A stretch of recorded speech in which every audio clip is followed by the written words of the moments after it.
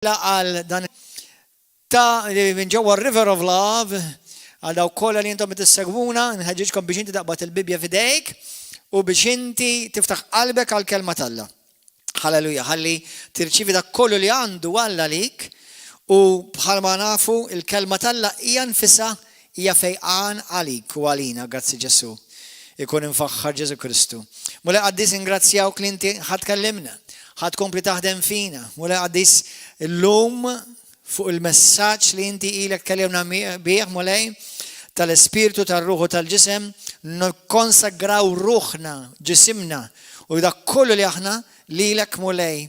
Fejn aħna nqasnik mulej fil-ħsieb, fil-lamil, fil-kliem, aħfrina l-nobietna mulej qaddis biex aħna nkunu dik il-vessela biex nirċivu dak kollu li inti għandek għalina mingħajr ma jkun hemm l-ebda xkiel f'isem Ġesu Kristu. Amen. Nistiednu l-Ispirtu Santu biex sew jitkellem minn fommi u sew jitkellem lilkom isaħħu dak kollha tisimgħu minn ġewwa djarkom, u forsi xut minnkom minn fuq ukoll ix-xogħol tagħkom, forsi qegħdin f'xi ximkien li tistgħu tirċievu, naf li fost hemm minnkom fostkom li tirċievu li qegħdin fil-homes u anke dawk li intom tirċievu li qegħdin fil-correctional facility ta' Kordin u nselmilkom u jalla dan il-messaġġ il-kelma Alla li jaslilkom ikun ta' wens, inkoraġġiment u tisħiħ spirituali għalikom. Halleluja. Ħammorru fl-ewwel Tessalonikin, grazzi bulej, din hija skrittura li nħeġġiġkom eżaħwa Kristjani ta' kull denominazzjoni, kattolika, protestanta, ortodossa, evangelika, pentekostali, karizmatika, apostolika u dawk kollha li hemm. Dawk kollha li huma vera ta' Kristu. Alleluja, aħna ovvjament jiena nemmen li dawk kollha li huma vera ta' Kristu ħajsalvaw, irrelevanti fl-ma denominazzjoni din. Imma il-biċċa xogħol hija mhix id-denominazzjoni s-salvak u laqqas il-Knisja, l-ebda Knisja ma s-salvak, li s-salvak verament huwa Kristu Ġesu. Mbagħad il-Knisja hija l-poplu li tinġabar sewwa f'xirka, faqda, f'unjoni, b'viżjoni waħda, f'għan wieħed, però ħafna membri differenti. Grazzi mulej, u aħna rridu nitalmu naħdmu flimkien. U ma tistax tippretendi li kulħadd ħajqbel miegħek fuq affarijiet speċjalment sekondarji huwa la tfittixix għax hija ħaġa impossibbli. U affarijiet li mhumiex ta' huma biss bażi ta' opinjoni. Hemm ħafna nistalla li jiena nammira u nonnora u nirrispetta li f'bosta affarijiet li jiena ma nagħmelx magħhom imma huma affarijiet jew sekondarji jew nkellhom affarijiet li huma biss opinjonijiet. Meta jiġi għall affarijiet maġġuri mbagħad, ovvjament, fejn huma dottrini pedamentali, fundamentali, dottrini li mingħajrhom ma tistax tkun Kristjan, ovvjament hemmhekk imbagħad kwestjoni totalment differenti oħra. Halleluja. Fl-ewwel Tessalonikin kapitlu 5, vers 23. U Alla taslima qaddiskom f'kollox u jżommkom sħaħ bla mittifsa fl-ispirtu, fir-ruħ u fil-ġisem sa ma jiġi Sidna Ġesu Kristu. Din hija skrittura li tantinna nasara bil-forsi kolli nasara għax il-messaġġ huwa propju din hija l-iskrittura kjave, iċ-ċavetta ta' dan it-talim kollu. Hemm bosta skritturi oħrajn, imma din hija l-iktar waħda naħseb waħda mill-iktar dawk li huma ċari. Ħanaqralkom din l-iskrittura wkoll bl-Ingliż, imma ħammur fl-Ingliż amplified. U għara kemm ħajoħroġ sugu vers 23 u 24 bl-amplified. Isimgħu sewwa, daw kollu tisimgħu anke jekk ma tifhimx 100% kollox bl-Ingliż, tibżax ħanamilkom translation bil-Malti wkoll. Ismgħu xtejt bl-Ingliż. Now may the God of peace himself sanctify you, make you saint, make you holy. Himself make you holy. Alla tal-paċi, Alla taslim, u stess u nnifsu iqazzek. True and true, jiġifieri kompletament. That is, separate you from profane and vulgar things, make you pure and whole and undamaged. Glory to God. Tal-ġen. Pure, whole and undamaged. Sħiħ, pur, u tkellimna fuq il-qalb pura, qalb safja, u nwissikom Mattew kapitlu 5 vers 8, Kristjani ta' kwalinkwa denominazzjoni, hemm Kristjani ta' denominazzjoni ta' rebellużi. dawk li jintaqgħu ma jistgħu jaqblu ma' ħadd u jintaqgħu għal rasu. Imma ħalli wkoll. Imma għodu attenti għax l-Iskrittura twissi li mingħajr qalb ma tarax l-Alla. Għodu attenti. U għodu attenti għax inti ma tridx tiġi quddiem Alla puru safi u inti tkun imniġġes. Għodu attenti. Illum ħanitkellmu fuq il-ġisem. Ħanitkellmu fuq it-tielet parti tal-jien, jiġifieri jiena spiritu għandi ruħ u ngħix ġisem. Inna tkellimna ħafna. Dan huwa 18 il-messaġġ biss. Jiġifieri l-aħħar darba għamilna wkoll l-ewwel messaġġ fuq il-ġisem. Imma ħanerġgħu nitkellmu iktar fuq il-ġisem. Għax il-messaġġ tal-lum huwa li Alla għandu bżonn ġismek. Alla għandu bżonn il-ġisem tiegħek. Alla għandu bżonn. L-ewwel wieħed titkellimna kif il-ġisem huwa importanti. Illum ħanitkellmu kif Alla għandu bżonn ġismek. ħafna jaħsbu li Alla jimportaħ biss minn ruħek jew minn qalbek. Le. Far from it. All right, li kieku kelli nażel l-iktar importanti ngħidlek l-ispirtu tiegħek. Imma Alla ma jistaxix li huwa l-iktar importanti fis-sens ta' fidwa u fis-sens ta' Alla xi rid juża. U ħanejdilkom xi ħaġa interessanti ħafna. Kważi ħanejdilkom minn hawn mbagħad niftħu fuq aktar qudiem. Jekk tħares lejn id-dnubiet li Pawlu jsemmi f'Galatin kapitlu 5, Kolossin kapitlu 3, l-ewwel Tessalonikin kapitlu 4, fil-maġġoranza huma dnubiet tal-ġisem. U Pawlu jgħidlek li min jgħix jagħmel daw id-dnubiet tal-ġisem mhux ma jgħidlekx isalva xorta għax huma biss fil-ġisem. Jgħidlek għodu attenti għax min jgħix f'daw id-dnubiet li jkommetti fil-ġisem u naf li ħafna minnkom qed taħsbu fuq is-sess, imma mhux biss is-sess. Nitkellmu fuqha. Dan huwa parti mill-ġisem. Dan huwa parti mill-ġisem. Il-widna. Daw l-għajnejn huma parti mill-ġisem. Daw l-idejn huma parti mill-ġisem. Daw is-saqaj parti mill-ġisem. ħafna mid-dnubiet li Pawlu l-Apostlu, Ġesu nnifsu, iwissi il-profeti huma dnubiet li actually jibdew fil-ġisem. U jekk ma tuħsibhom jikkorrompulek ruħek. U tispiċċa tpoġġi lilek nifsek fil-periklu tal-infern. Halleluja. Ftakar li t-tiġrija hija sal-barku. Sal-aħħar. Odu attenti. Mela, ħankomplu. Separate you from profane and vulgar things. Make you pure and whole and undamaged. Ġifieri Alla jagħmilkom puri, sħaħ u mingħajr ma jkun hemm l-ebda damage fikom. Consecrated to him, konsagrati u mwarba għalih. Set apart for his purpose, mwarba għall-iskop tiegħu. And may your spirit, soul and body u l-spiritu, r-ruħ u l-ġisem tagħkom ikun miżmum komplut u jkun misjub mingħajr teba jew mingħajr ħtija sal-jum ta' Ġesu Kristu, sal-jum tal-miġja ta' Ġesu Kristu. Blameless at the coming of the Lord Jesus Christ. Faithful and absolute trustworthy is he who is calling you. Fidil u bl-aktar mod assolut fidil u kol għax trustworthy ġifieri ta' min tafdaħ u Alla li sejħilkom. To himself for your salvation. Sejħilkom għal nifsu għas-salvazzjoni tagħkom. U dan jagħmlu and he will do it. He will fulfill his call by making you holy. U iwettaq din is-sejħa billi qaddiskom. U jipproteġikom, guarding you.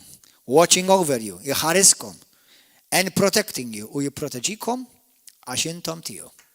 Glorja l-mulej, x'naqala ħamdi għalik. Tibda tispiċċa taqla l-laħam minn bażnina, għas kien fija laħam bl-Iskrittura. Halleluja. Ħamorru issa fil-ktieb tal-Lut, kapitlu 4. Għaliex jekk intom taqraw din l-Iskrittura li għadna kif rajna u timmeditaw fuqha, fl-ebda mod Pawlu ma jiddistingwi għalmen f'dak il-kuntest ma jiddistingwi li l-ispirtu huwa aktar importanti u l-ġisem tista' tarmi jħod għamel li tedbi. All right, nafu. Tilkom kemm darba u l-Iskrittura tgħidha fl-ewwel Korintin tgħidlek li dan il-ġisem ma jridx il-ħajja ta' dejjem. Jiġifieri dan il-ġisem aħnina u inta maħniex ħanidħlu fil-ġenna b'dan il-ġisem. Imma stenna ftit. Taflu li l-ħajja tal-la għaddej minn il-ġisem ukoll bħalissa? U għalhekk kalla kontinwament iwissil il-poplu tiegħu biex jieħdu ħsieb ġisimhom kontinwament. Alleluja. Mela, Lut kapitlu 4. Lut kapitlu 4. Ħanaqrawha fl-imkien. Dawn huma skritturi li huma ċavetta għal dan it-talim.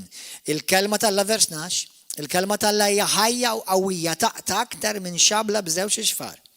Hija tinfed u tifret minn xixin ir-ruħ u l-ispirtu.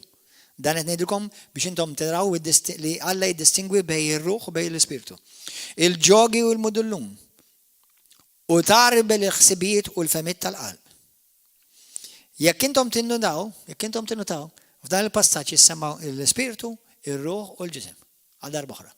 U l-Bibja hawnhekk qed tgħidlek li l-kelma tal-Alla taffettwa it-tlieta l-huma.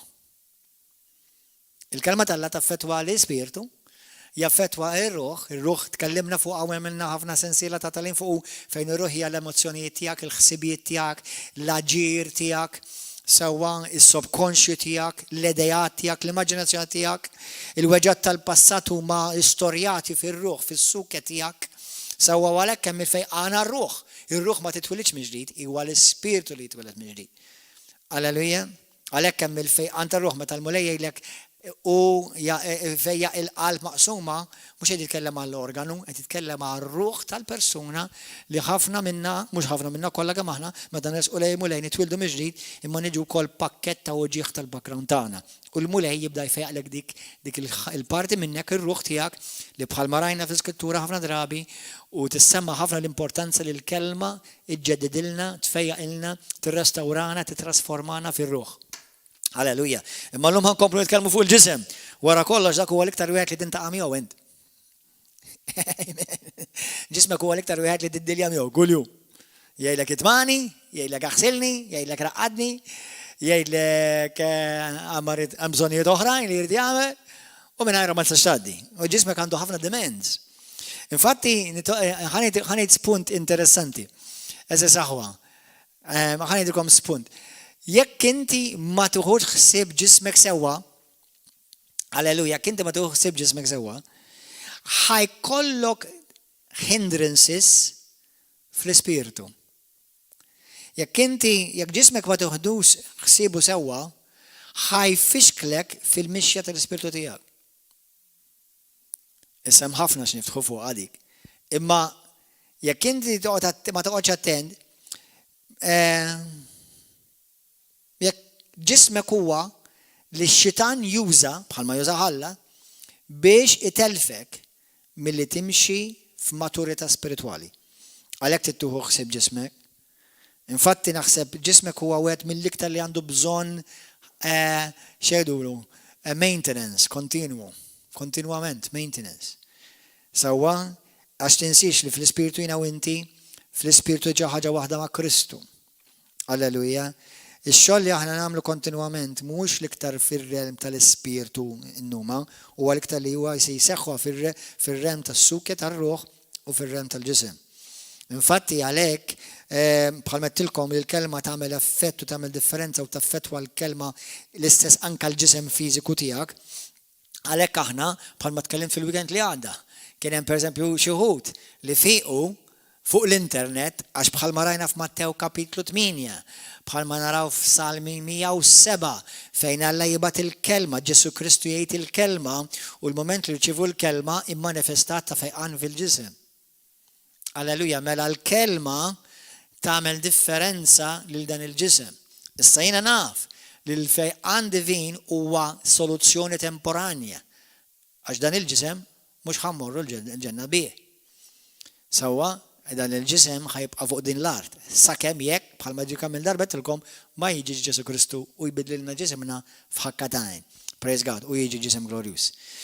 Amen. Mela, ħankomplu. Ħammorru fi ktieb ta' Jude, Jude kapitlu 1, wara kollox kapitlu 1 hemm, u isimgħu din interessanti. Illum il-messaġġ huwa Alla għandu bżonn ġismek. Ejt il-dak taħdejk u il-dik taħdejk, int fejn int u għedlom Alla għandu bżon ġismek. Mela hu ħsib ġismek sew, kun manager tajjeb ta' ġismek. Versi sa jgħid, l-arkanġlu Mikiel meta ħada ma' xitan u beda jħaqqa miegħu fuq il-ġisem ta' Mosè. Sa nafsi, ġifieri daw kellhom disgwid, ġlieda fuq rigward sa jsir fuq il-ġisem ta' Mosè. Jekk ġismna mhux għasak importanti għaliex kellhom jagħmlu ġlieda fuq ġismu, mhux l-importanti jgħid il-ġenna ħdej il-mulej. Issa ħajlkom ħsieb, għal dawk kollha li tisimgħuni ħajlkom ħsieb. Ħafna drabi funerali kristjani, ġifieri anke funerali kattoliċi, ġifieri evangeliċi, protestanti, luterani, fil-funerali ġeneralment ikun hemm dak meta li jitolbu anke fuq il-ġisem. Mhux nitkellem meta jqajmu n-nies mill-mewt, ġieli ġrat. Imma titkellmu fejn anke meta jikkommettu l-ġisem lura lejn l-art, jitolbu dak il-ġisem ikun imbierek. Issa ħanilkom għaliex. Aħsbu, think. Għaliex huwa importanti u tajjeb li meta aħna ħanidfnu l xi ħadd speċjalment li kien Kristjan, sewwa li l-ġisem dbierku, avolja ħajindifin. Għaliex l-ispirti wara li joħroġ l-ispirtu tal-Kristjan u jmur fis-sema ħdej il-mulej, number one mhux ħajjipprova inniġġes dak il-ġisem. Infatti għalhekk il-mulej jgħidilna ħallu l-mejtin mal-mejtin u l-ħajjin mal-ħajjin. Din mhix ċara ħafna fil-Bibja, però hemm x'indika. Għaliex taħsbu li dak il-ġuvni ta' Gadera kien jgħix komdu qalb it-twiebet u l-qobra. Kien komdu.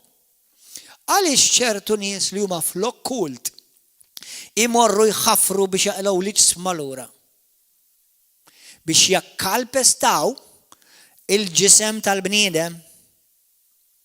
Issa, ħanidu kif inhi. Orajt, jikkalpestaw il-ġisem, ma għat jamlulu l-ebda effett jekk huwa salvat, u laqqas jekk l-infernu għat jamlu l-ebda effett. Imma, il-xitan jipprova jikkalpesta l-ġisem anka tal-bniedem. U għalhekk inti interessanti għax ovvjament il-xitan huwa ħażen, assolut. U għalhekk inti tajjeb li anke inti jekk tgħix ta' Kristjan tuħsib ġismek. U anke meta jkun hemm funerali, il-ġisem orrajt, anke s-scrittura tgħidlek minn trab ġejt u minn trab terġa' lura. Sewwa nitolbu li l-ġisem jiġi mbierek. Avolja huwa midfun. Jekk intom tagħmlu riċerka sew, għal dawk li intom tħobbu tagħmlu riċerki, hawn nies Alla fid-dinja li mietu mhux għax mardu, imma mietu għax għalqilhom iċ-ċens u Alla sejħilhom. Hawn nies ukoll li mietu u ġisimhom baqa' intatt. Mhux fil-maġġoranza dawn l-affarijiet li qed ngħidilkom, imma jeżistu. U ftakar li meta Alla krea l-bniedem, l-ewwel ma krea huwa l-ġisem, u mbagħad l-ispirtu. L-ewwel ma krea u Alla għamlu fi xbija tiegħu il-ġisem. Huwa kien il-bniedem naturali l-ewwel ġi, u mbagħad il-bniedem spiritwali, il-Bibja tgħidlek, sew f'Ġenesi kapitlu 1 u fl-ewwel Korintin kapitlu 15. U dan qed ngħidilkom għaliex Alla għandu bżonn ġismek. Inti b'dan il-ġisem biss tista' taqdel l-Alla fuq din l-art. Halleluja. U bħalma darba oħra tilkom, Alla ma jaħli xejn mill-kreazzjoni tiegħu. Grazzi Ġesu. Grazzi mulej. Amen. Mela, fil-ktib ta' Luqa kapitlu 1, din skrittura konna rajnija, ħnerġgħu naraha llum, vers 46, 46. Din jgħidulu meta Marija irċiviet it-taħbira mill-anġlu li kienet ħatkun Sidna Ġesu Kristu, u Marija tgħid dan il-kliem. Verse 46. ruħi tfaħħar il-kobor tal-mulej u l-ispirtu tiegħi jifraħ fil-Alla Salvatur tiegħi. Issa l-Iskrittura tgħidlek ftit qabel li l-ispirtu tal-Alla ġie fuqha u l-anġlu Alla u issa f'ġufek f'dan il-ġisem ħaġġor il-liben Alla. Isimgħuni aħwa. Meta l-Iskrittura tgħidilna fl-ewwel Korintin 6 minn vers 17-20 għandek l-ewwel Korintin kapitlu 3 vers 16 u 17. Li aħna dan it-tempju, dan il-ġisem huwa t-tempju tal-Ispiritu Santu. Infatti ħanurikom waħda malajr, kont qedtilkom meta qabel, imma ħanurikom malajr, morru hemmhekk malajr. L-ewwel Korintin kapitlu 6. Grazzi mulej. Vers 17. Ma tafux li ġisimkom huwa t-tempju tal-Ispiritu Santu li jinsab jammar fikom u li għandkom minn Alla? Ma tafux li intom minnhom xtaqkom infuskom? Alla għandu bżonn ġismek għax inti issa ġismek m'għadux tiegħek. Blo li kontu mixtrija biex konna mixtrija, aħna konna mixtrija bid-dem għad Ġesu Kristu. Mela għatu ġieħ lill-Alla perbezz ta' eżis Kristjani li ħanejt ċertu affarijiet illum issa isimgħuni. Number 1, jekk jiena ħanejt xi ħaġa li ovvjament biex noħroġ it-talima ta' xed jgħid hawnhekk Alla globalment rigward il-ġisem, marit iweġġel il-ħadd u naf li kollha kemm aħna ġej minn background differenti. Mhux kulħadd għandu l-istess kellu l-istess esperjenza kif trabba, mhux kulħadd għandu l-istess discendenza għax hawn min wiret problemi fiżiċi minħabba l-passat tiegħu, hawn min jiġifieri nifhimha di. Imma ma jfissirx għax jien għandi xi limitu, jiena m'iniex perfett ovvjament, b'xi mod nillimita lill-Alla li jista' jaħdem fija u jista' jaħdem bija. Ħanurikom xi ħaġa oħra qabel ma mmorru għal ċertu ħsibiet li nixtieq naqsam magħkom. L-ewwel Timotju 4. Morru l-ewwel Timotju kapitlu 4. L-ewwel Timotju kapitlu 4. Skrittura li di jekk inti xi daqsxejn għażżien jew għażżina ma tantx toġbok din l-iskrittura. Hawnhekk Pawlu jgħid hekk ara. It-taħriġ tal-ġisem jiswa ftit. Issa stenna ftit. Waqt li t-tjieba tiswa għal kollox billi fiha għandha il-weda tal-ħajja tas-sa. U ta' dak li għandu jrid jiġi, għad irid jiġi. Ħanamilkom naqraħħilkom bl-Ingliż, ta' di nisimgħu daqsxejn oħra. Ħanaqraħħilkom bl-Ingliż, bl-Amplified, vers 8. For physical training is of some value. Issa, da ma jfissirx li kollha kemm inkom tridu tmorru l-ġim. Sewwa?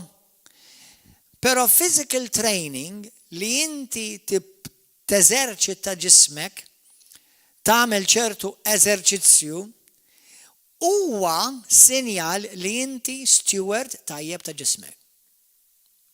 Jiena mhux qed ngħidlek li inti ssir xi atleta, jew tisfel minn filosofija jew tmur il-ġim mill-midnej sal-ħadd u tagħmel xi 4 sigħat. Imma l-biċċa xogħol isimgħu issa naf li mhux kulħadd għandu dak il-privileġġ għax jekk inti għandek ċertu mart jew ċertu twilid b'ċertu diffikultajiet fiġiċi nifhmek. U Alla jifhmek ukoll. Imma ħanejt spunt. Darba kien hemm fl-Amerika kien hemm predikatur lina sal-lum il-ġurnata duħaj magħna llum il-ġurnata u dan kien obese. Issa, ħankun fer ukoll. Isimgħuni aħu. Bħala predikatur x'kien jgħid il-kelma tiegħu kellu għandu kelma b'saħħitha qawwija. Però darba l-mulej iddilja miegħu. U Alla qallu rridek teżerċita disċiplina fuq innifsek u tonqos fiżikament. U tibda tagħmel eżerċizzju u toqgħod attent iktar x'tiekol. Dar raġel irċieva l-kelma tal-mulej u nidem għax inti jekk ikollok ovvjament jekk hawn mhux kull min huwa qawwi għax iħobb jiekol ħankunu ver. Hawn min għandu challenge ta' thyroid u jalla l-mulej fejn hekk minn thyroid jekk għandek problema ta' thyroid. Imma hawn min hu qawwi u iktar milli jmissu għax qabli vera jagħmlu fil-grazzja lillum nistgħu niklu l-ħanżir, imma jiklu bħal ħanżir. Il-ġisem mhux qed irrażnuh, u Alla jridna li ġisimna nrażnuh.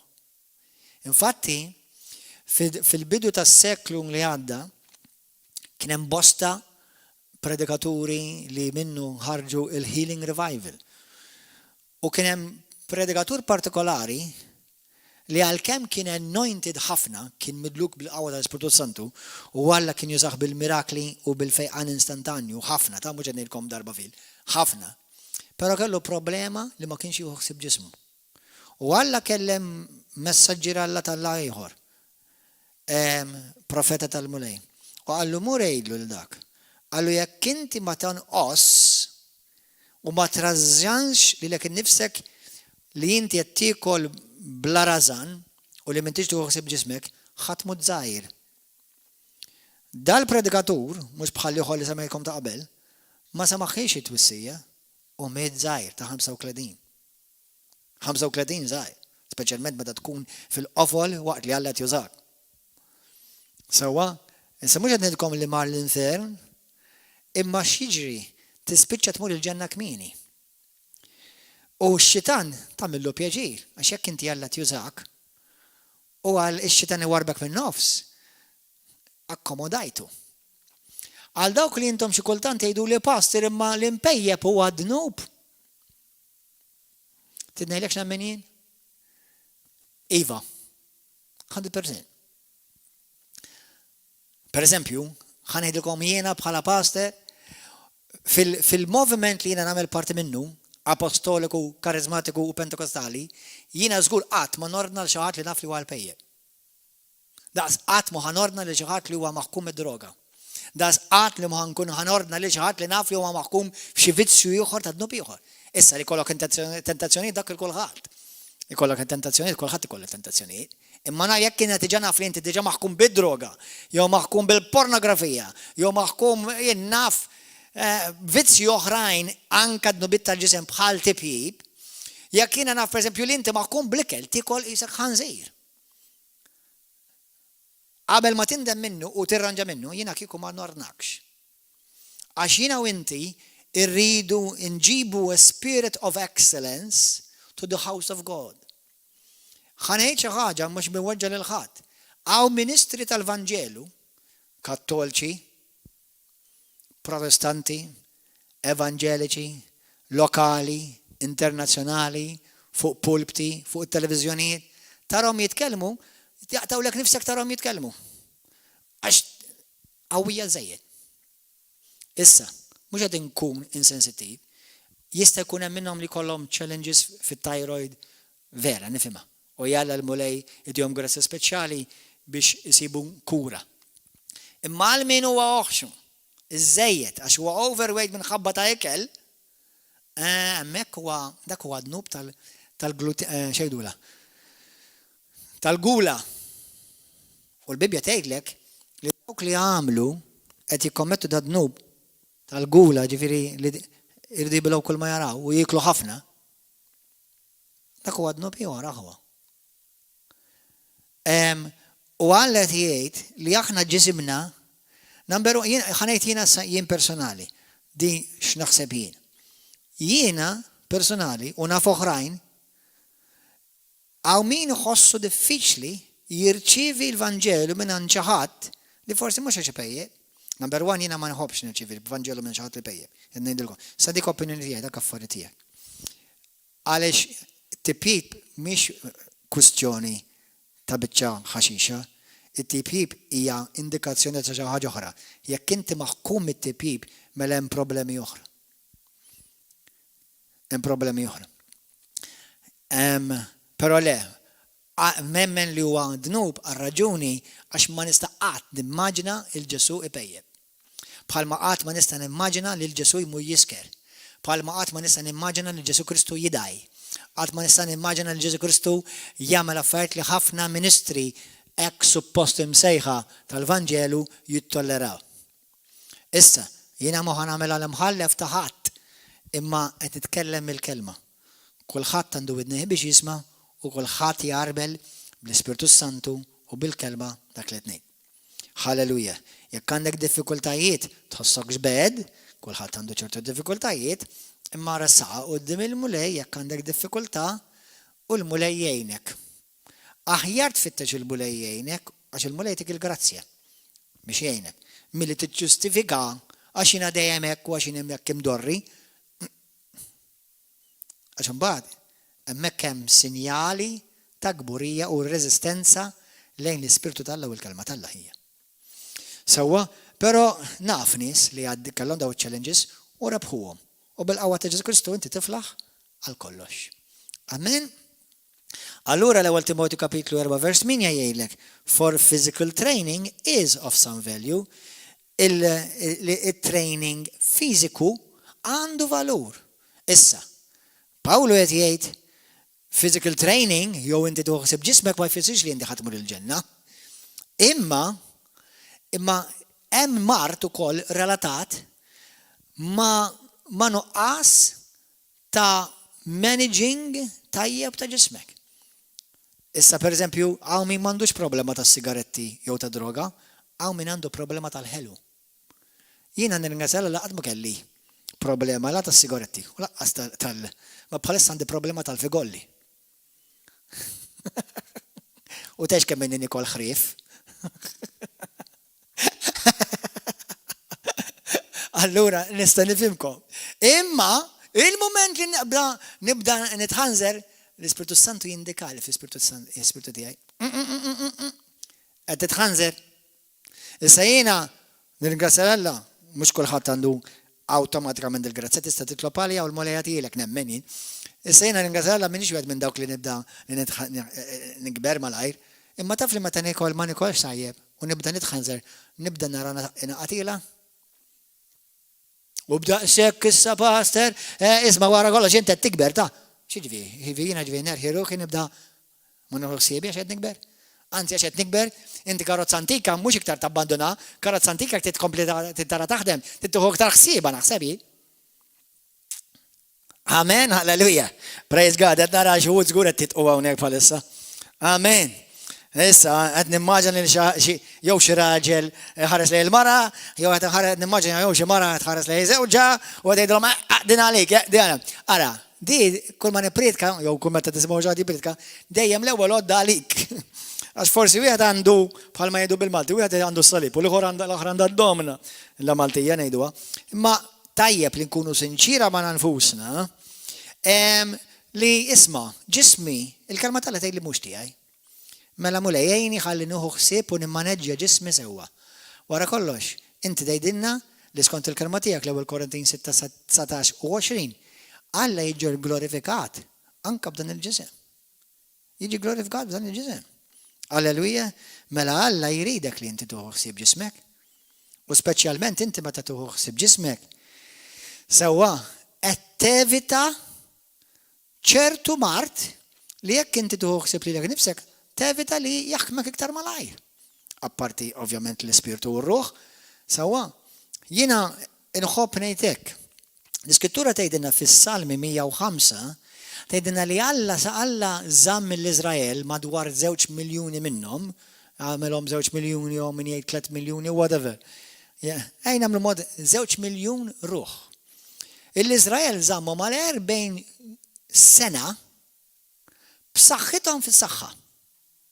B'saħħithom spiritwali u il-Bibja tgħidlek iż-żraben tagħhom ma ttiklux. Kellhom żarbun tajjeb dejjem. Issa, naf dak Alla tal-impossibbli. Imma nista' nifhem ukoll fin-natural. Għamlu 40 sena jimxu. Għamlu 40 sena jimxu. Vera għadu jduru mal-istess montanja? Għax kienu diżobbedjenti f'minn nagħti ieħor. Sewwa, għax dak li suppost għamlu fi 11 il-ġurnata 14 jekk għadu naqa' ġita u forsi jagħmlu naqa' viżit in-nanna u viżit il-pool u viżit il-papri, whatever. Forsi jgħinamlu ma tkun jagħmlu ġimagħtej. Imma lek kellha taħodhom 40 sena. Imma anke f'40 sena taħt liġi, mhux taħt il-grazzja, imma fil-glorja tal-Alla għax Alla mexa magħhom, il-Bibja tgħidlek għal 40 sena l-ebda wieħed minnhom ma marad. Murriġi jgħidlix jekk Alla għandux pjan divin għall-ispirtu, għal-ruħ u għal-ġisem. Glorja l-mulej. Imma ovvja, kielu biss li kell bnin li Alla tom. U ħafna minna ma niklux ikel tajjeb. Niklu ħafna junk food. Anzi ċertu junk food restaurants illum il-ġurnata issibilhom affarijiet li huma pereżempju jenna iktar healthy għax qed in-nies qed isiru iktar konxi. Ngasel Alla għalihom dawk. Sewwa u għamlu mela 40 sena jiklu l-manna. 40 sena fil-preżenza t'Alla u 40 sena jimxu. Man, I tell you, you will be Iron Man jibda jgħira lik. Mhix vera? Alleluja. U Superman u Supergirl jibdew jgħiru għalina kieku. Però eża saħwa, hekk hija l-verità, dik hija l-verità. Alla għandu pjan għal ruħek u għal ġismek. U jekk jiena u inti nwettqu l-pjan t'Alla u noqogħdu ħsiebna l-infusna sewwa u ġisimna nużawh biex ġisimna f'kull membru ta' ġisimna, nagħtu glorja lil Alla. Kemm iktar faċli bniedem ifiq jekk marda tiġi fuqek, tfiq jekk inti diġà b'saħħtek fiżikament. Immaġina inti, pereżempju naħseb f'xi ħaġa bħalissa, din hija xjentifika. Sabu li ħafna min-nies illum il-ġurnata, speċjalment fl-Amerika, x'l-Amerika hija famuża biex jiklu ħafna junk food. Forsi issa dal-aħħar snin qed jitbidlu bħalma jitbidlu ħafna fed madwar id-dinja għax qed isiru iktar konxi tas-saħħa. Ma taf li sabu fl-Amerika inti, pereżempju meta xi ħadd jidfnu xi ħadd tant jiklu junk food kienu fl-Amerika, li meta jindifnu, pereżempju jekk ġisem kellu jieħu ħsieb pereżempju jien naf jieħu ġimatej biex jikkorrodja qed jieħu xarej minflok. Daqs kemm għandu preservattivi ġovija. Biex intom tindunaw, da bis-serta tinilkom ta' vera, da mhux qed nassaġġerahom da. Biex intom tindunaw kemm aħna nbellaw l-imbarazz ġisimna. Kemm aħna nibatulu kien imbagħad għax imrat. Isimgħuni aħwa Inti il-bniedem mhux biss jimrat għax dejjem jidneb jew għax jobgħod u għax m'għandux maħfra, jista' jkun għandek il-maħfra, tħobb l-Alla, għandek qalbek safja, ma m'intix timmaneġġja ġismek sew. Allura forsi jorajt, grazzi mulej salvat, tħobb l-Alla, Alla tjużak, imma għaliex ġismek għandu jsir qisu bott tal-konserva mimli preservattivi. Ħoħsib ġismek, ħoħsib x'tiekol, ħoħsib li tagħmel naqra eżerċizzju. M'hemm bżonn tmur il-ġim, mur imxi.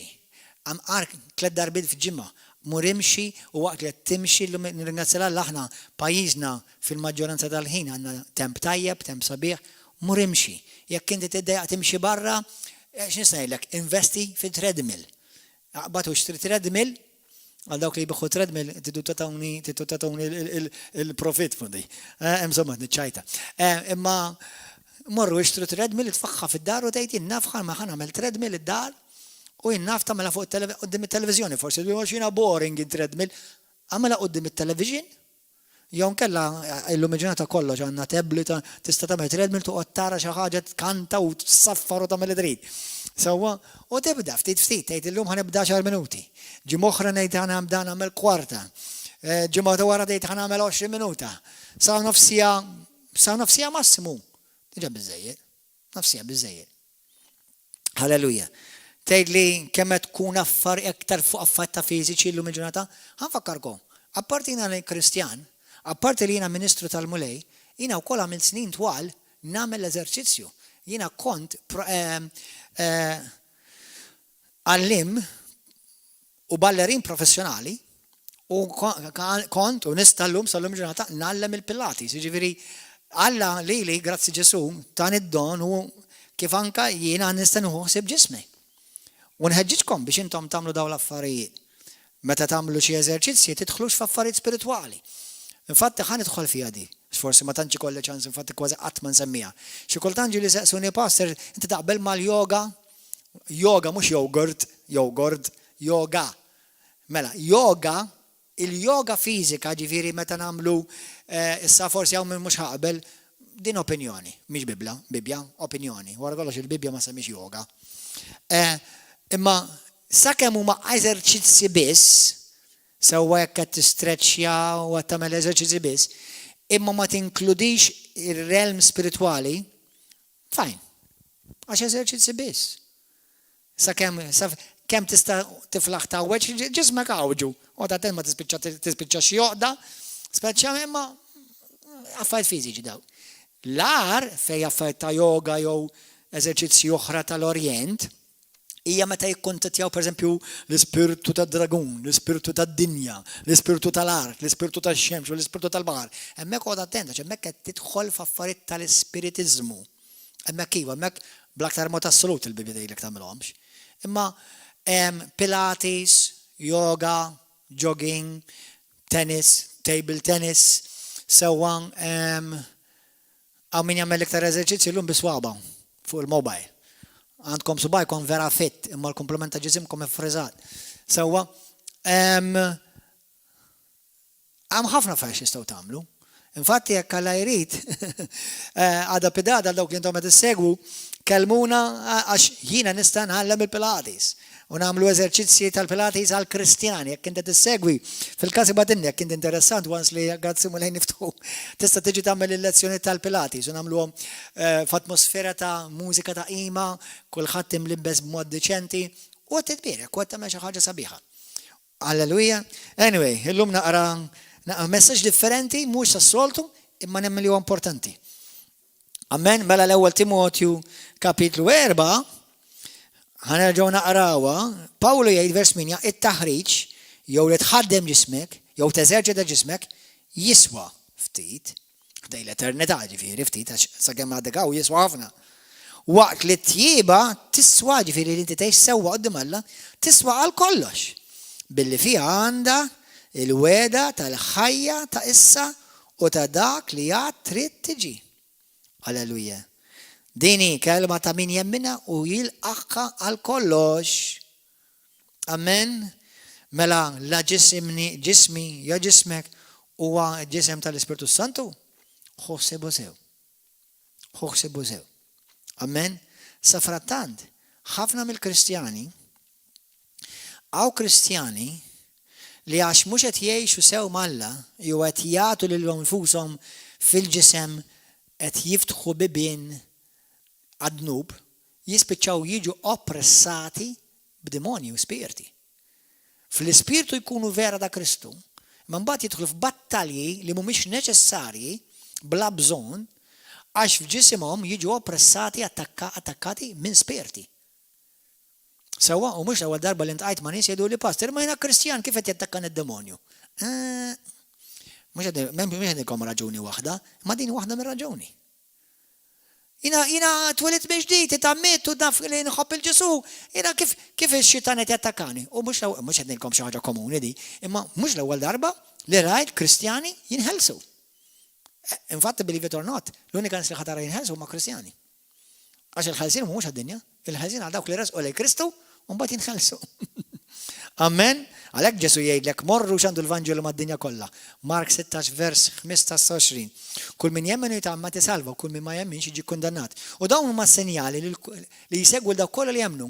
Mela once li jkunu jemmnu, ikeċċu xjati.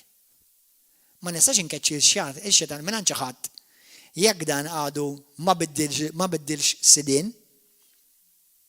This is interesting teoloġija powerful.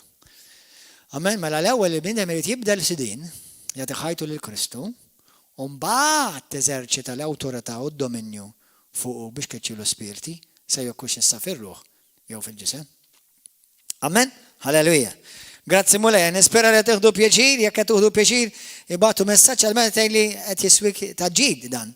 Mela Alla għandu bżonn ġismek. Alla għażel lil ġismek. Alla meta għażlek ma għalekx għaraf l-ispirtu u mill-ġisem ma ridewx. Alla għażlulek ġismek. U Alla għandu pjan għal ġismek. Wara kollox aħna meta il-mulej dinna npoġġu nużaw it-qejt tal-idej, parti minn ġismi qed nużajn. Parti minn ġismi qegħdin qiegħed fuq xi ħadd. Sewwa, waħda mill-mezzi u metodi kif il-mulej juża l-għaddejja Alla biex jirrileysjaw u jitolbu għal-fejqan ta' dak li jkun tal-individwu. Halleluja. Grazzi Ġesu. Alla għandu bżonnok fuq din id-dinja. U iktar ma inti verament titqaddes bil-grazzja tal-Ispiritu Santu, bil-qawwa tal-kelma tal-Alla, iktar Alla ħajkollu wisa u potenzjal li jista' jużak għal-glorja tiegħu. Amen? Glorja l-mulej Ġesu. Thank you, Jesus. Ħanaraw xi skritturi fl-imkien issa, ħanaraw. Per eżempju, morru Proverbi kapitlu 3. Grazzi Ġesu. Proverbi 3. Infatti, ħanilkom spunt. Ovvjament, mhux kulħadd għandu l-istess statura.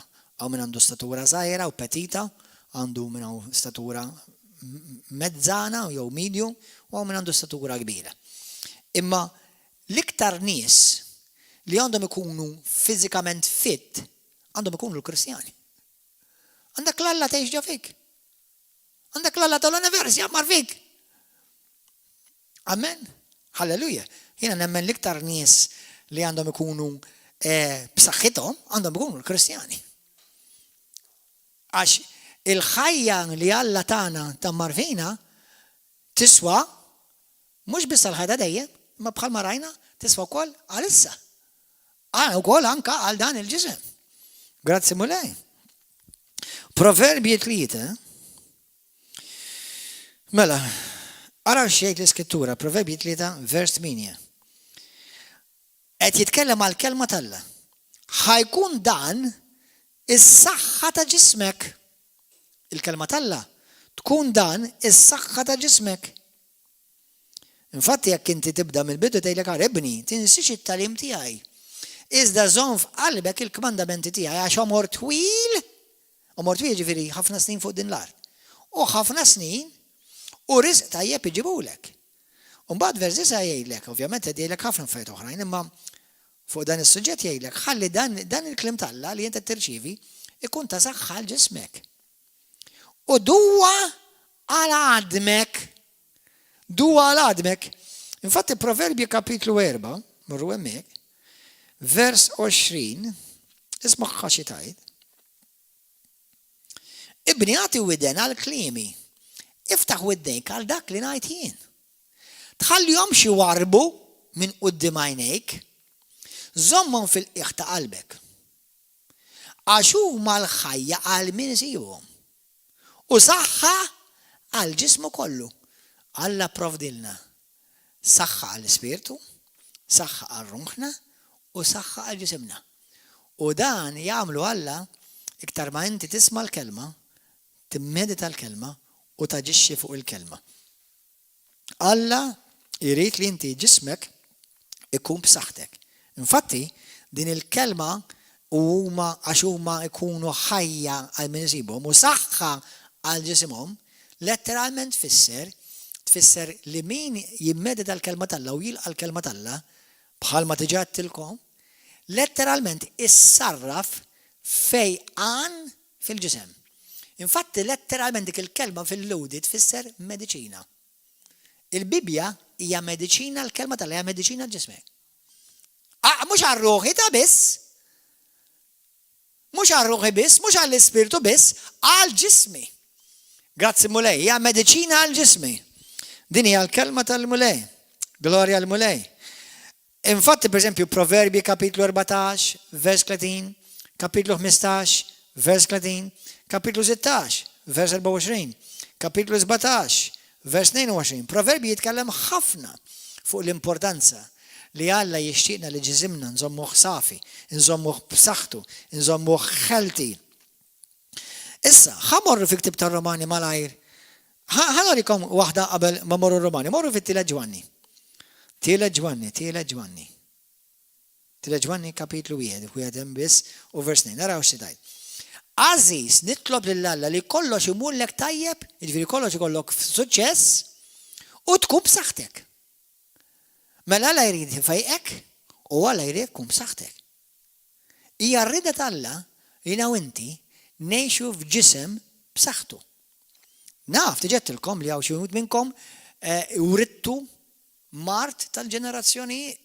Imma meta tersaq lejn Kristu, issa taċċettax iktar, dak mhux parti mill-wirt tiegħek fi Kristu. Issa dak iqaflu bħalma tiqaf l-dnub. bħalma tieqaf lid-demonju. La taf li mhux ġejja minn Alla għandek kull awtorità u qawwa li jekk tgħix ma' Kristu għandek il-qawwa biex taqaflu. Grazzi Ġesu. Alleluja. Bħalma jmurlek tajjeb u tkun b'saħħtek fl-istess bħalma int tajjeb f'ruħek. Mela int l-ispirtu sejjer tajjeb f'ruħek fl-emozjonijiet, kif taħsibha, kif tara l-affarijiet. You are healthy. The way you think is healthy. The way you see things is healthy. Halleluja, l-emozzjoni tiegħek huma healthy. Biex ukoll x'ixtieq Alla li anke ġismek ikun b'saħħtek. Grazzi Ġesu. Grazzi mulej. Ħanara morru f'Romani kapitlu 6, Romani kapitlu 6. Jekk taraw Romani 6 u Romani 8, jitkellem ħafna fuq il-ġisem. U kif l-Ispirtu Santu jista' jinvadi dan il-ġisem. Issa aħna rridu nagħmlu xi ħaġa b'dan il-ġisem. Ara x'tgħidilna l-Iskrittura, Romani kapitlu 6, skrittura immensa sabiħa, li kieku fejn hemm il-kelma dnub nitfgħu il-kelma mart. Għax fejn m'hemmx id-dnub, m'hemmx il-mart, ġifieri. Li rid ngħid biha jiġifieri. Li kieku qatt ma daħal id-dnub qatt ma kien jidħol il-mart. Mela fejn hawnhekk Pawlu jsemmi ma' dnub, irreplacja l-kelma dnub mart. Grazzi mulej. Isimgħu. X'ingħidu mela? Nibqgħu fid-dnub biex doktor il-grazzja? Dal-weekend qed xi ħaġa u ngħidha brabja qaddisa. Mod nirreferi għal ħadd u jiena bħalma tafu qatt ma nsemmi lil ħadd. Ma meta nisma' ministri għax ma jafux il-kelma talla u għandi dubju serju kemm jafu l-qalb tal-Missier u jiġu l xi ħadd jgħidulu marit miskin f'sodda. Ġew imratu xita il-marda għandek batilek Alla bħala salib u dik ġorra biex bati għal nobietek. Ministri tax-xitan. Għax dak huwa dottrina tax-xitan. Ara ssib xi apostlu jgħidlek hekk. Issa ħaneġ xi ħaġa li ħajstreċċja lill-Kristjani kollha, kull min jixtieq jimxi mal-kelma talla, taw kollox. Jiena wieħed minnhom u din tistreċjani lili. Lili di tistreċjani. L-apostli kollha li mxew ma' Kristu kollha kienu b'saħħithom. In-nies tal-profeti fit-Testament tal-Qadim li mxew mal-Alla u għobdew lill-Alla kienu b'saħħithom.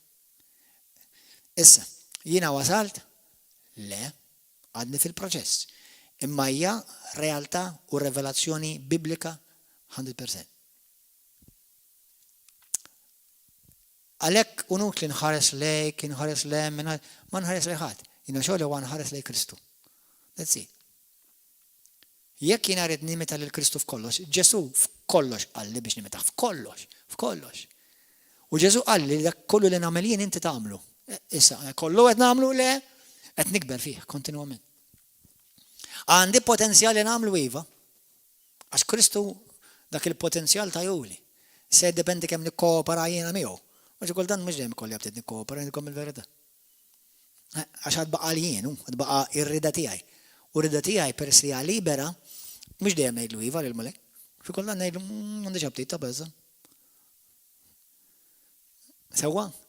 Bħalma jgħidli ibni, xi kultant jgħidli, daddy I love you. Jgħidli no, ta' xorta jibni jibqa. Imma jekk it-tifel tiegħi jgħidli no, hawnhekk ħajkolli nġbidlu waħda wene. Sewwa?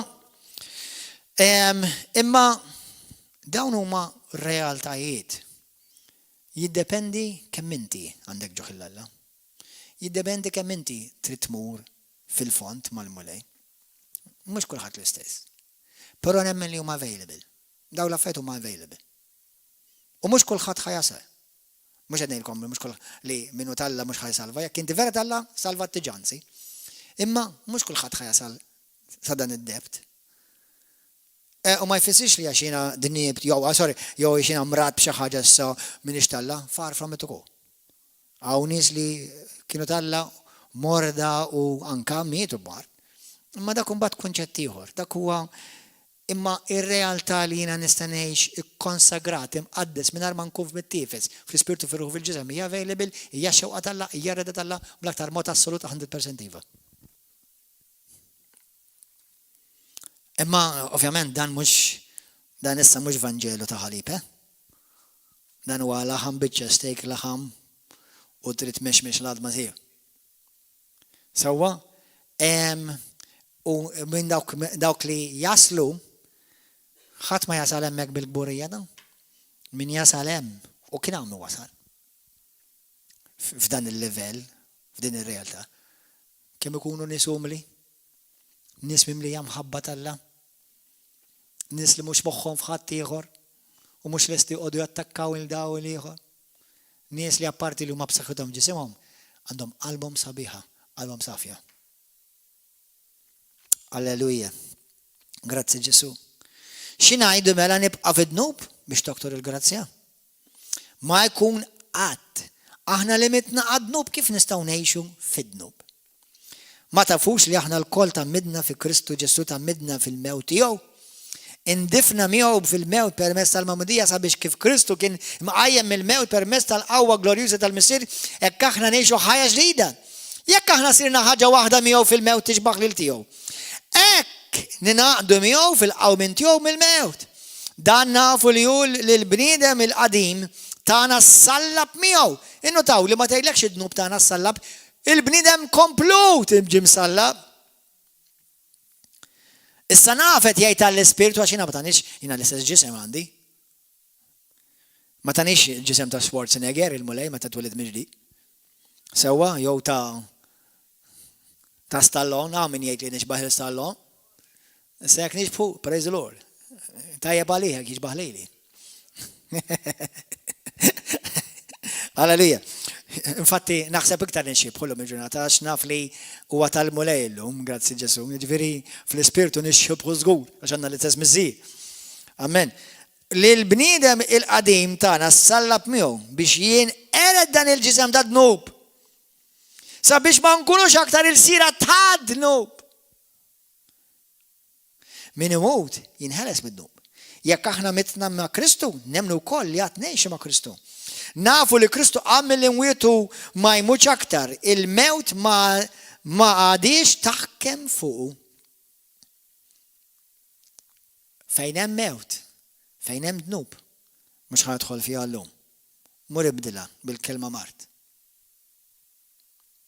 U għajt l-Ispirtu Santu jtik revelazzjoni tagħha.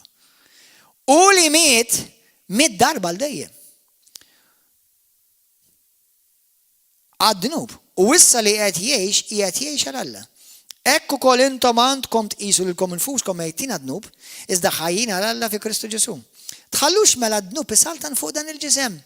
Tagħkom li jmutu toqgħodu għal ġibdiet tiegħu. Anqas ma għandkom tħallu l-membri ta' ġisimkom.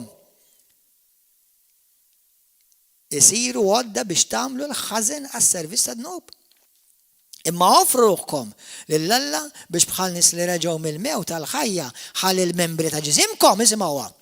Il-membri ta' ġisimkom mela l-organi sesswali tagħkom. Għax naf li dawk huma ħafna mit-tentazzjoni ta' bosta jekk mhux ta' kulħadd. Sewwa l-sin kemm jagħmel dannu dan il-sin dak il-membru? Kemm ħadd ipoġġi f'ħafna nies lil periklu tal-infern dak l-sin? Meta aħna naraw, meta inti jkollok, meta jnejk parti mill-membri ta' ġismek. Meta inti tara affarijiet li mhumiex qaddisa, mhux biss tal-pornografija ta', imma anke pereżempju ġlied, tixrid tad-dem. Tu piċi daraw? L-Ispirtu tal-Alla fik ma jitnekkiex. Jiddispeċini ngħid u ġieli qed tgħiddi li xi kultant illum il-ġurnata anke films tajbin, bil-forsi jridu defsu xi biċċa ħmieġa xi dwejja. Imma li tfittixhom inti u li pereżempju jiena naf min hawn jitaxxa joqgħod jara ma ta' til u murder mysteries u affarijiet żiżaw diaboliċi. L-ispirtu tiegħi kieku jrid jirremetti. Kif nista' ngħidlu xi ħaġa sabiħa di? Ma nistax nimmaġina li Ġesu Kristu jagħtiku piċeri għal film miegħi kieku jien. Allura il-membri għajnejja mhux qed nużhom tajjeb.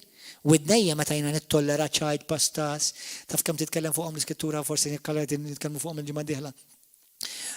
Klim baxx, klim ta' odju. Il-sin jekk x'ħad tagħmel. Mhux tab xejn l-iskrittura tgħidlek il-sin jekk huwa mqabbad bin-nar tal-infern. Mela tħallu isimha waħwa. Mela ħall il-membri ta' ġisimkom isiru għodda biex tagħmlu tajjeb għas-servizz tal-Alla għall-ġustizzja tagħkom għax ilkom id-dnub m'għadux jaħkimkom la darba intom ma tagħmux tgħixu taħt il-liġi immissa taħt il-grazzja. Alla tan il-grazzja biex jiena neħleb id-dnub fil-ispirtu għas-saċ dak huwa xi ħaġa oħra hemmhekk fir-ruħ u laqqas fil-ġisem. Mela għalhekk imbagħad jiena nista' ngħix ħajja qaddisa imwarba separata l-Alla f'kull erja ta' ħajti. Ejn tolbu. Itlob mija jekk inti dal-klim messek u inti tixtieq verament tgħix din ir-realtà. Taqtax qalbek, din ir-realtà hija teżisti vera. Ma mhux għal min għandu l-Kristjaneżmu ta' xi importani, u min għandu Kristjaneżmu ta' ġuħ. Dejjem tiġġewwa għall-affett Alla. U you want more, you want to go deeper, you want to go farther. Halleluja. Itlob mija dit talba Missa Qaddis. Grazzi tal-kelma qaddisa tiegħek. Il-pjan tiegħek perfettu divin huwa li jiena niġi mqaddes fil-spirtu, fir-ruħ u fil-ġisem. Fejn jiena ittollerajt dnub, jew affarijiet li niktuk, affarijiet li inti tobgħod f'kwalinkwa erja minnhom. Nindem issa stess. Aħfir li mulej fejn jiena tollerajt dnub, affarijiet li Kristu Ġesu ma jtollerax. Għallimni nobgħod dak li tobgħod int u għallimni nħobb dak li tħobb int. Ġesu, grazzi tal-li salvajtni.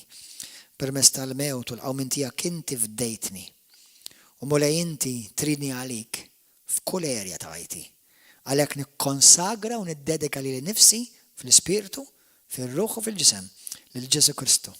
U inkisser is-sens minn fuqi. Kull ħakma ta' dnub, vizzijiet ħżiena nkissirhom minn fuqi. Spirti, attakki tad-demonji, saħtiet ta' ġenerazzjonijiet li jipprovaw jikklejmjawni jew xi parti minni. Nikkonsagra kull membru ta' ġismi lilek Missa Qaddis bħala membru qaddis biex jagħmel ir-rida tiegħek fuq din l-art. Nirringrazzjak li smajtni. Ikun infaħħar Ġesu Kristu. Amen. Jekk inti qed talba minn qalbek inti verament illum ta' Ġesu salvat, imuret mill-ġdid, issa kompli aqra l-kelma tal-Alla, kompli faħru, kompli segwi dan it-talim fuq dan l-istazzjon u once li x-xirka, il-knejjes jinfetħu, ejja naqgħod magħna kull nhar ta' erba' u nhar ta' sibt fis-seba' ta' filgħaxija u l-ħadd fil-għodu fl-10. Il-bqija, God bless you. Halleluja. Għal dawk kollha li intom tkomplu taraw fuq dan fuq Facebook, YouTube. Grazzi tal-li kontu magħna. Komplu tolbu għal pajjiżna, tolbu għal xulxin, itolbu għal Knisja ġenerali, itolbu għal poplu tal-Alla. U jekk inti dal-messaġġ messek u inti parti minn din ix-xirka u parti minn din il-familja, grazzi tal-fedeltà tagħkom fejn intom tibatu l-offerti tagħkom, id-deċma tagħkom jew l-ewwel frott tagħkom u tkomplu tgħinu biex il-Vanġelu jkompli jiġi mxandar ma' Malta u Għawdex fuq l-istazzjon fejn intom qed taraw bħalissa televiżiv fuq l-IPTV. Nixtieq ngħidilkom verament biċċa news vera sabiħa. F'daw l-aħħar xahar l-istazzjon tagħna li huwa issa qiegħed madwar id-dinja letteralment fuq il-platforms tal-IPTV leħal quċċata huwa l-istazzjon number 1 fuq l-istazzjonijiet kollha l-oħra. F'xahar biss rajna iktar minn views, clicks, iktar minn 105 miljun view. Dak huwa miraklu ħaj. Grazzi li intom tkomplu tissapportjawna. Jekk inti għandek l-IPTV id-dar, fittixna u ħalli tkompli segwina. Pija, l-paċi magħkom, naraw